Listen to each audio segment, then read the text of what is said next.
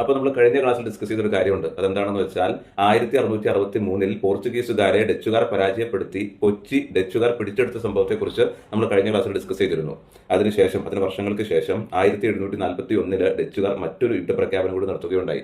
അതെന്താണെന്ന് വെച്ചാൽ തിരുവിതാംകൂർ എന്ന രാജ്യം ഡച്ചുകാർക്ക് വേണം എന്നുള്ളതായിരുന്നു ആ പ്രഖ്യാപനം. അന്ന് തിരുവിതാംകൂറിന്റെ രാജാവായിരുന്ന മാർത്താണ്ഡവർമ്മയുടെ ആധിപത്യം അവസാനിപ്പിച്ച് തിരുവിതാംകൂർ പിടിച്ചെടുക്കുവാനായിട്ട് ഈ ഡച്ചുകാർ തീരുമാനിച്ചു. അപ്പൊ അതിന്റെ ഭാഗമായിട്ട് 1741 ഈ ഡച്ചുകാരുടെ മെയിൻ ആധിപത്യ കേന്ദ്രം ഉണ്ടായിരുന്നു. അന്ന് ഡച്ചുകാരുടെ മെയിൻ ആധിപത്യ കേന്ദ്രം എവിടെയാണെന്ന് വെച്ചാൽ അത് ശ്രീലങ്കയിലാണ്. ഇന്നത്തെ ശ്രീലങ്കയിലെ പഴയ പേരുണ്ട്, അത് സിലോണാണ്. അപ്പൊ സിലോണിൽ നിന്നും ഈ ഡച്ചുകാരുടെ വലിയൊരു പീരങ്കിപ്പട തന്നെ, അതായത് വലിയൊരു ആർട്ടിലറി ഫോഴ്സ് തന്നെ എവിടെ എത്തി? തിരുവിതാംകൂറിലെത്തി. അപ്പോൾ മാർത്താണ്ഡവർമ്മയോട് യുദ്ധം ചെയ്ത് തിരുവിതാംകൂർ പിടിച്ചെടുക്കുവാനായിട്ട് ഡച്ചുകാരുടെ വലിയൊരു ആർട്ടിലറി ഫോഴ്സ് 1741 തിരുവിതാംകൂറിലെത്തി. അപ്പോൾ ഈ തിരുവിതാംകൂറിൽ നിന്ന് പിന്നെ ആ ഒരു ഫോഴ്സ് എങ്ങോട്ടാണ് നീങ്ങിയത്? ആ തിരുവിതാംകൂർ രാജ്യത്തിന്റെ തലസ്ഥാന നഗരമായ കൽക്കുളത്തേക്ക് നീങ്ങുകയാണ് ഉണ്ടായത്. അതിനുശേഷം ഈ 1741 ഒരു ജൂലൈ 10 ജൂലൈ 10 ആ ഒരു ടൈമിലാണ് യുദ്ധം തുടങ്ങുന്നത്.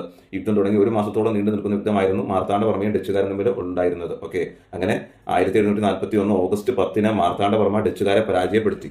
ഈ ഒരു യുദ്ധത്തിന്റെ പേരാകുന്നു കുളച്ചിൽ യുദ്ധം. ഓക്കെ, അപ്പോൾ ഡച്ചുകാരെ മാർത്താണ്ഡവർമ്മ ഒരു മാസത്തോളം നീണ്ട യുദ്ധത്തിന് ശേഷം പരാജയപ്പെടുത്തുകയും അന്നത്തെ ഈ പറയുന്ന ഡച്ച് സൈന്യത്തിന്റെ ക്യാപ്റ്റനായിരുന്ന ക്യാപ്റ്റൻ ഡെലനോയിയെ തടവിലാക്കുകയും പിന്നീട് മാർത്താണ്ഡവർമ്മ തന്റെ സൈന്യത്തിന്റെ വലിയ കപ്പിത്താനാക്കി മാറ്റുകയും ചെയ്തു. അപ്പോൾ ഡച്ചുകാർക്കെതിരെ മാർത്താണ്ഡവർമ്മ നേടിയ ആ ഒരു വിജയം വരിച്ച യുദ്ധമുണ്ടല്ലോ, ആ യുദ്ധമാണ് കുളച്ചിൽ യുദ്ധം. ആ യുദ്ധത്തിന്റെ വർഷം 1741 അതുപോലെ ഓഗസ്റ്റ് 10. ഓക്കെ.